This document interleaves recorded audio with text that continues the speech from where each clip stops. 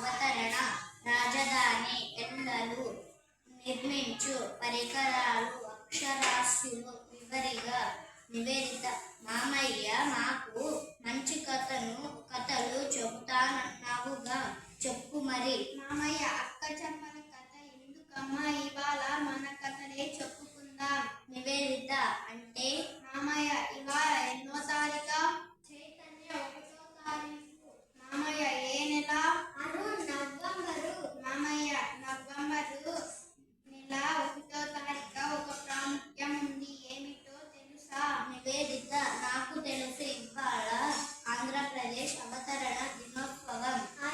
అంటే మామయ్య ఇవాళ ఆంధ్రప్రదేశ్ రాష్ట్రం ఏర్పడిన రోజు. చైతన్య ఆంధ్రప్రదేశ్ రాష్ట్రం ఎప్పుడు ఏర్పడింది? మామయ్య 1956వ సంవత్సరం నవంబరు 1వ తారీఖున. అంతకు ముందు ఆంధ్రప్రదేశ్ లేదా?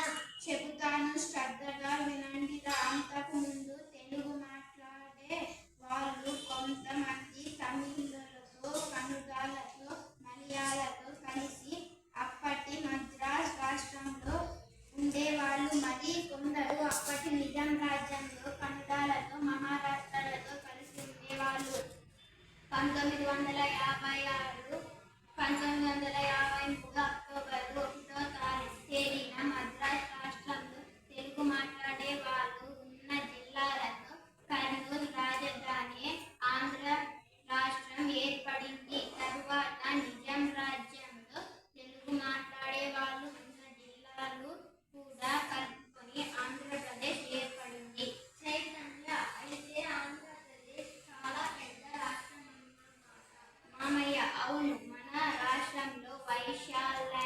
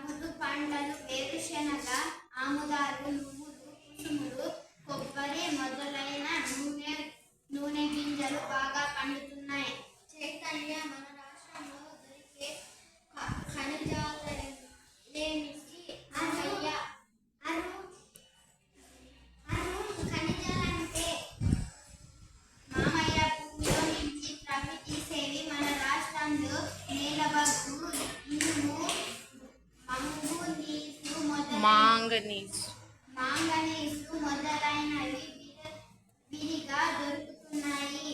నివేదిత మన రాష్ట్రంలో అడవులు చాలా ఉన్నాయి గదు మామయ్య.